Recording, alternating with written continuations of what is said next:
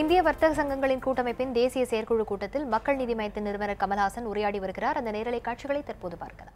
India do in order to be able to capture this growth.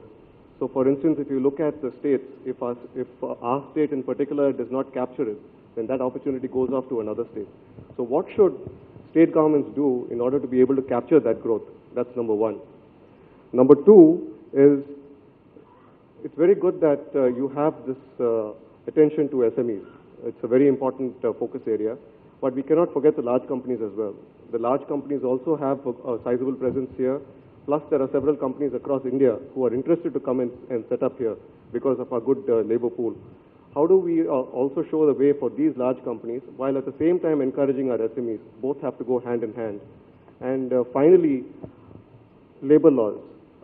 There are several states within our country, whether it's Madhya Pradesh or Rajasthan, have gone about reforming their labor policies, labor laws, and perhaps we have been still in discussions within Tamil Nadu. What are your views on labor law reforming in the course of time, and whether it's going to be progressive or are we going to continue the status quo or if it's going to be regressive? Okay, that's a long-winded question.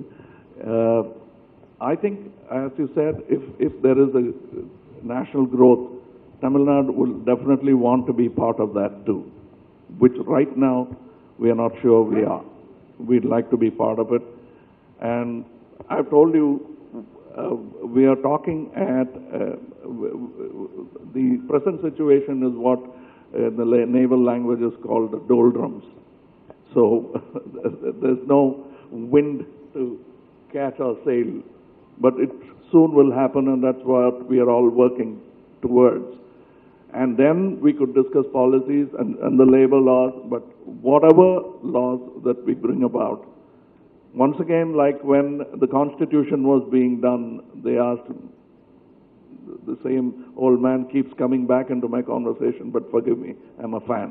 So they asked Gandhiji what, since he was also a barrister, whether he had any comments on the Constitution. He says the poorest man should benefit. If that happens in your Constitution, it's good. That's how he surmised it with a simple line, because the rest of the nuts and bolts, they were fantastic lawyers working on it. But this is something, the basic tenets of which we should take care. And when we reform the labor laws, this should be kept in mind again. And anything, we must have big industries.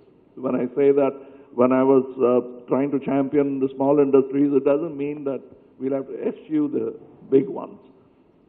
They must come. They must also be there, and these people should also continue their endeavor. And but all of them should work within their ethical limits and go by the law of the land and not exceed it in avarice to do better business. That goes for anywhere in the world, and we should follow that. And that's what will be our policy, to facilitate as much as possible to all businesses to grow and flourish, but it will all have to be done with concern for people, laws, and yes, if we have to readdress the labor laws, we will.